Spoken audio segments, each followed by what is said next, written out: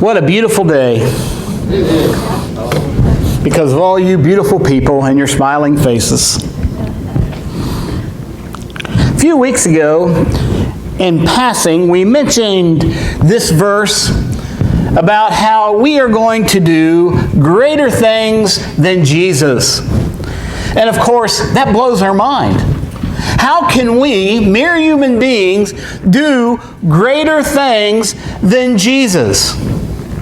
And so the question we ask ourselves is, I'm going to do what? You know, in our service to God, why do we do the things we do? I mean, why do we choose to do certain things? We understand why Dylan doesn't do announcements. Everybody wants to help him. That's his job. Let him do it. We usually do the things we feel like we can do well.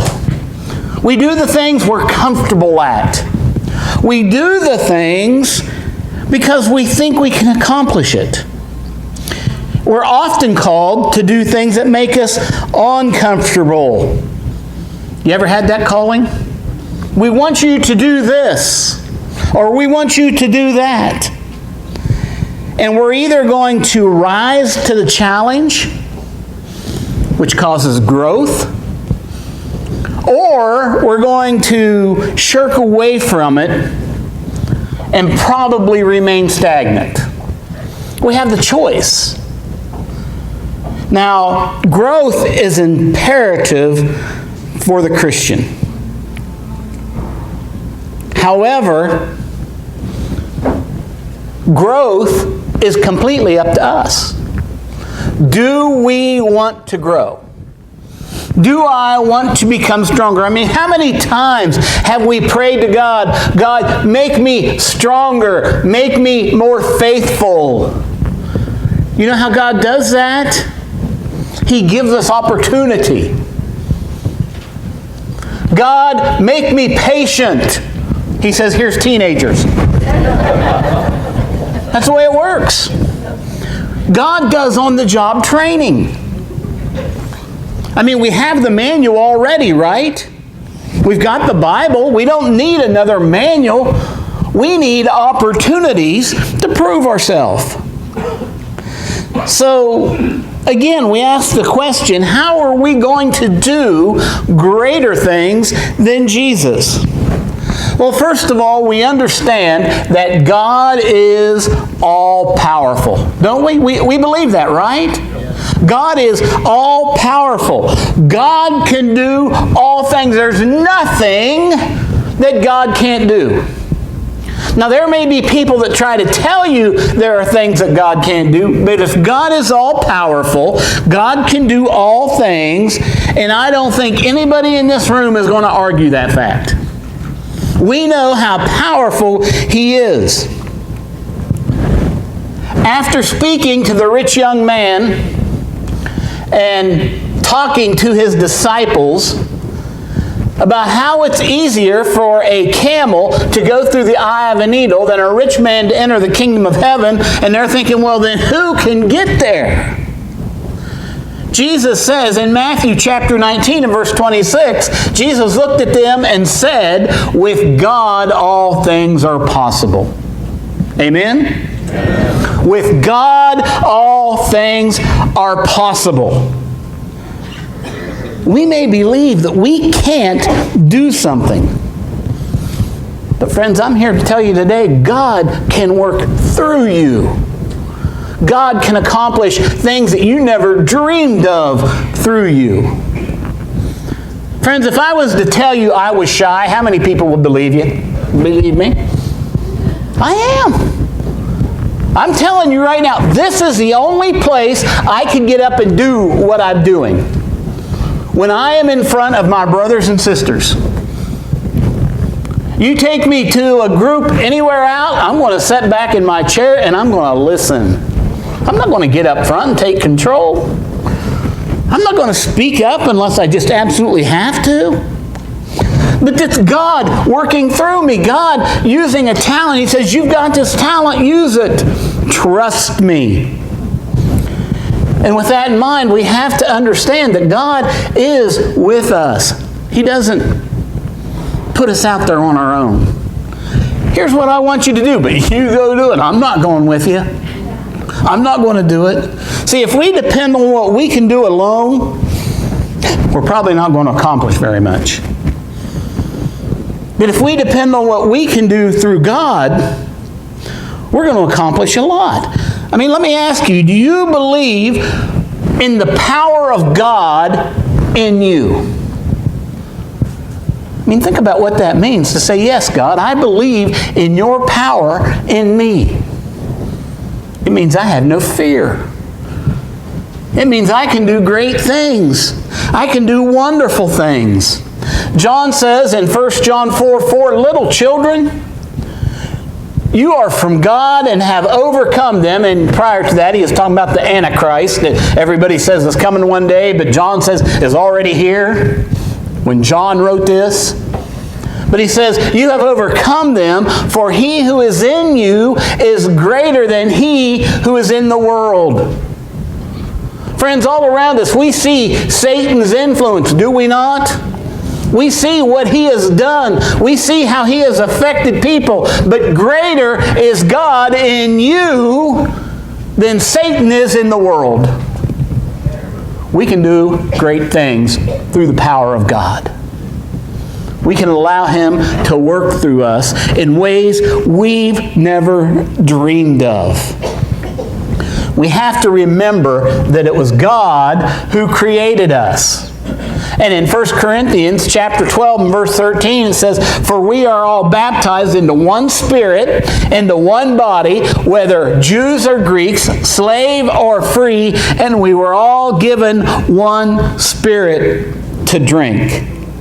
That means that God knows each of us inside and out. He knows our talents. He knows our abilities. He knows our deepest, darkest thoughts. He knows what's going to motivate us. And he knows what holds us back. I believe when we look at what Paul wrote here in 1 Corinthians chapter 12 and verse 13, what that means to me is that we all, as individuals, have access to the same power. That we all have access to the power of God. The variable is our faith. How much am I going to rely on that power of God? I mean, think about it. We get in situations where sometimes I think I can do this, somewhat. And then we get to thinking about, well, what if I fail?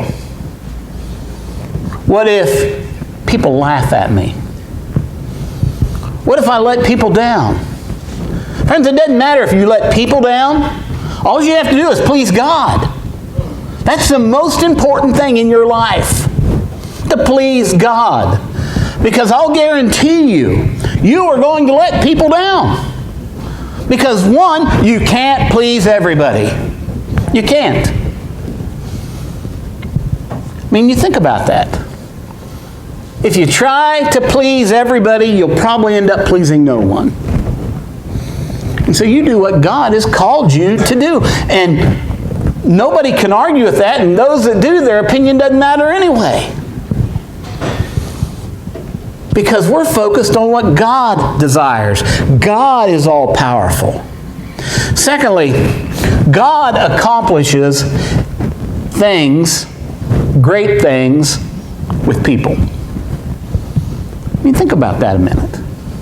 Our God, who is all powerful, who can do all things, who spoke this very world into existence, he accomplishes things in this age with people.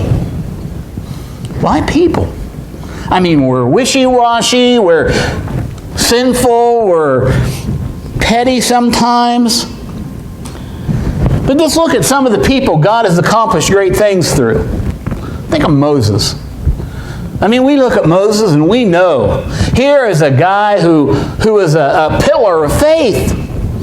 Well, not at first. Not at first he wasn't. I mean, Moses was called to greatness from birth. He ran into some problems growing up in Egypt when he became a 40-year-old man. He ran into some problems. And so for the next 40 years, he ran away and was herding sheep. You know what God was doing? He was preparing him. You ever herded sheep? Sheep need a lot of care. And I know we are the sheep of God's flock, but pardon me, brothers and sisters, sheep are stupid. If you get one sheep running, the rest will follow. They don't know where they're going. And as long as you chase them or do something to motivate them, they'll run until they collapse. They'll jump off cliffs. I mean, by the time you get to the last one, it might be a soft landing, but those first few. But you think about it. Sheep need a lot of care.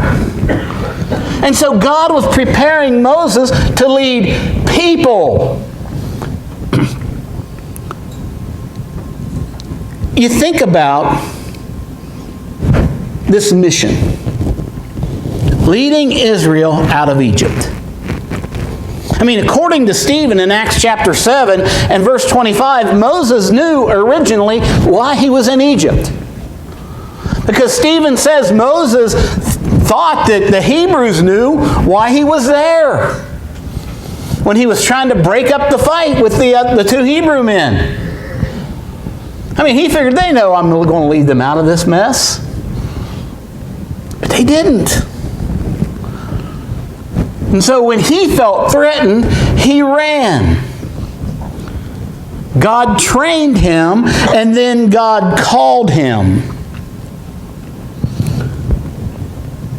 When we're called, do we ever react like Moses in Exodus 4:13? But Moses said, "Oh Lord, please send someone else to do it. Please send someone else." I mean, God and Moses had this conversation, and Moses was coming up with excuses at every turn, and God was meeting those excuses with answers. I mean, and one of my favorites is when Moses says, "Oh, I'm slow of speech." He was taught by the greatest teachers that Egypt had to offer. It was an excuse.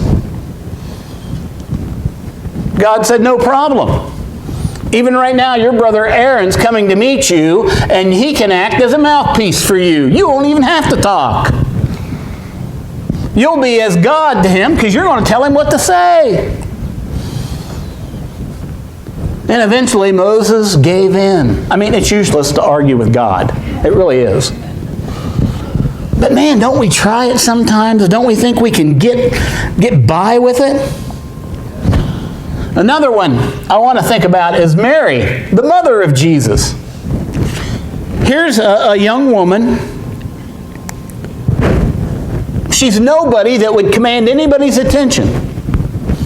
I mean, she's just a young woman engaged to be married to Joseph, who was a carpenter. She wasn't anything powerful.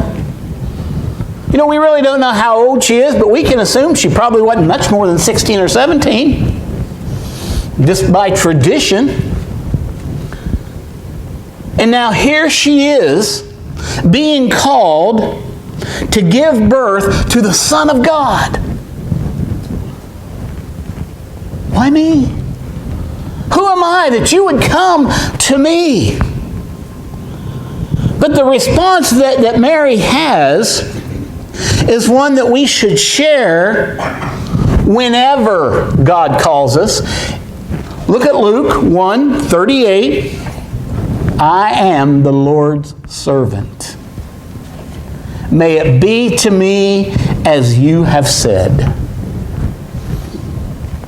Friends, that's frightening. That's frightening. Because God has all power. And God will use us when we submit to Him. God will use us to do great things. I mean, you think about this. Did Mary consider the fact that this could cost me this marriage? I mean, and we know that was a possibility. Joseph was ready to put her away until God approached him as well. Whatever it is you want from me, God, I will do it. Because I am your servant. What about the young boy with lunch? What are you talking about? Well, remember Jesus was teaching a group of around 5,000 people in John chapter 6. And it got to be lunchtime. And so Jesus, and this proves Jesus has a sense of humor, he looks at Philip and he says, what are we going to feed these people? I mean, you know what it's like. You got people over to the house and it's getting to be a meal time, and so you look at each other, what are we going to feed these people?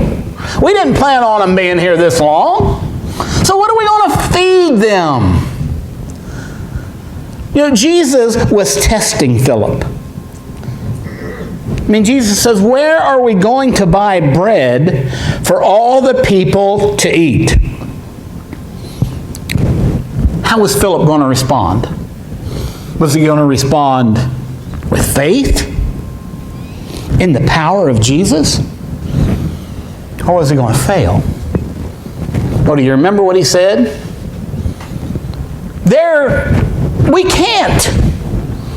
We can't buy enough bread. It would take a year's wages to buy enough bread to feed all these people. But yet, at least Andrew showed a glimmer of faith. In John chapter 6 and verse 9, Andrew says, here is a boy with 5 small barley loaves, 2 small fish. But how far will they go among so many? I mean, you look out there and you look out in the crowd and you see, now when they say 5,000, they're talking about 5,000 men. They're not talking about women and children. And you look out there and, okay, I got 5 barley loaves and a couple fish. Would you even mention it? But Andrew showed a glimmer of faith. Here's the start. This young boy has this, and imagine the young boy. Hey, that's my lunch. But he gave it up. He gave it up. And they were fed. And they were full. And there were leftovers. Did Jesus have to use this young boy's lunch to do that? No. Jesus could have conjured up In-N-Out burgers, fries, and shakes for everybody if he wanted to. But he didn't do that. This was a great demonstration of the power of God and the attitude of a servant. With all that being said, we're to be reminded that God uses each of us. God has a purpose for all of us. Man has a purpose on earth. And I think we all know what that purpose is. I mean, if you were to ask people what their purpose was, you're going to get many different answers. Some people are going to say, I really don't know. Some people may have a list. I was put here to do this, so this can be done, and I can accomplish this, and this is how it's going to work out. I mean, some people can do that. They know or feel they know what their purpose is. But the bottom line, brothers and sisters, is all of mankind has the same purpose. We all do. Ecclesiastes 12:13, Solomon says, now all has been heard. Here is the conclusion of the matter. Fear God and keep His commandments, for this is the whole duty of man. I don't care what you're good at. I don't care what your talent is. I don't care how wonderful you can do. Whatever it is you do, the whole duty of man is to fear God and keep His commandments. Now, that just covers a whole lot of things. Because we're told to love one another. We're told to be forgiving. We're told to whatever our talent is, to use it to the best of our ability. So that's part of fearing God and keeping His commandments. So all those things we may look at and say, here's my purpose in life, that's a secondary, but your whole purpose is to fear God and keep His commandments. Now, one thing we know, not everybody lives up to that purpose. We've got people around us that even deny the existence of God and of Jesus. We got people who may believe in them, but they still don't live up to their purpose. So what do we do?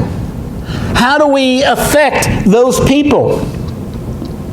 You know, part of our purpose is to bring the message of truth and love into the world. You know, we might think, oh, we don't have a lot of knowledge. Well, if you're here today and you're a Christian, if you're a child of God, you got enough knowledge to tell someone else how to do it. Otherwise, how did you become a Christian? You know what you did, right? That's part of our job, is to bring the light of God's love into the world. To let people see this is what we are and this is how we live. Paul wrote in 2 Corinthians chapter 4 and verse 7, but we have this treasure in jars of clay to show that this all-surpassing power is from God and not from us. God could have sent His message many different ways, using many different avenues. He chose these jars of clay. And if you really go back and start reading Paul's writings to the Corinthians and even in James, he didn't choose the influential people. He chose the poor.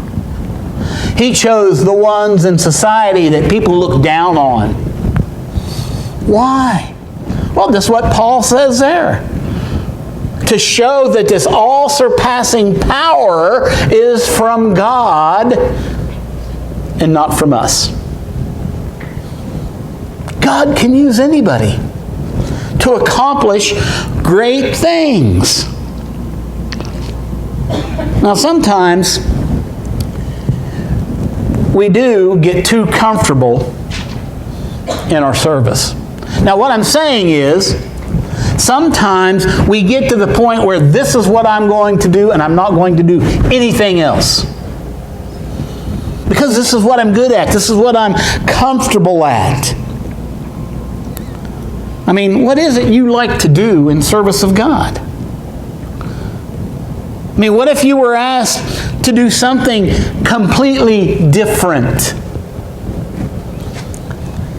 I mean, any of the gentlemen who has been in the position of trying to fill the roles of Sunday morning worship, you understand there are some things you'll ask a guy and his face turns white. I can't do that. And by the way, Dylan, don't ever ask me to do announcements. I believe that is the hardest part. And you may, announcements? Yes. You know why? One, people will write things down at the last minute, and you usually can't read it. You'll mess up names, and then you're embarrassed. I mean, there's just all kinds of reasons I don't like to do announcements. I've done them once in my life. And yes, I butchered a name. I mean, they used to ask me to read the visitors' cards, and I was drugged kicking and screaming to do that because I don't want to do that. Again, you can't read people's writings. You can't pronounce names. And it was in Arizona, and you got a lot of, people from Mexico and Indians. And I don't always know how to pronounce all those names. You know, I'm just a basic middle-class white guy from the Midwest. I grew up in a town that was middle-class white. I didn't learn about all these new names until I went to college in Alabama. And we had people from Pakistan, from India, from Colombia. So you kind of had to learn. But I didn't learn all the tricks on how to make all the right pronunciations. So you butcher people's names. But the one name that I butchered was this day, middle-class white girl. And her parents came to church there, but she didn't. It was an announcement for a wedding, but that's not important. But anyway, we also need to understand that we're called to let our light shine. And we do this by using the talents that we have. So that includes expanding our repertoire, if you will. I mean, most people will tell you once they went beyond their comfort zone and started doing something else, they felt something. Maybe a sense of joy, a sense of accomplishment, knowing I allowed God to use me to get this done. Remember the great scene of Isaiah in the throne room? And he sees God and he's just devastated. I'm ruined. I'm ruined because I am a man, a sinful man, an unclean man with unclean lips. And here I am in the presence of God. But God cleanses him. And then almost as in passing, God says, we've got this great thing that we need to do. Who are we going to send? What's Isaiah say? Isaiah chapter 6 and verse 8, here I am, send me. He didn't even know what it was all about. Here I am, send me. It's like, I need a volunteer, and the hand goes up right away. We don't do that, do we?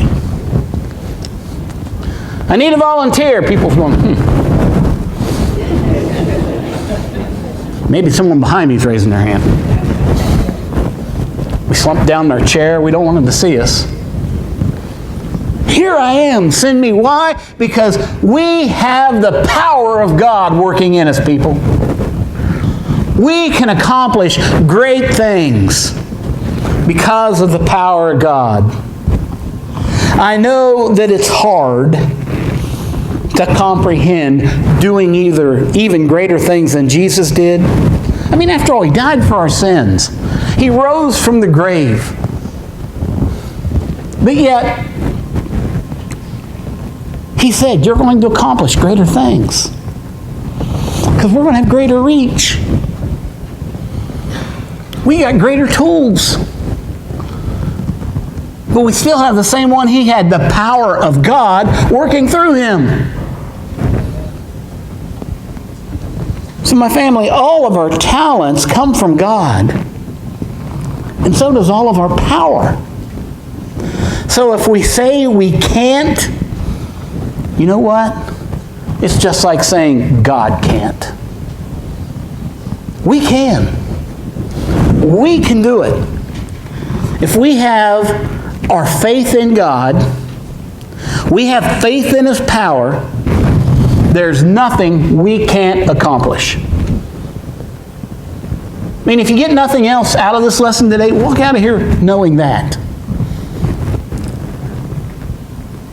So what are you going to do now? Don't be shy. You have the power of God within you. It's up to you to decide how you're going to use it. It's up to you to decide if you truly believe it or not. Friends, God loves you regardless. Unconditional. But He has given you the power that you need to accomplish great things for Him. And so I'm challenging you as your brother, and challenging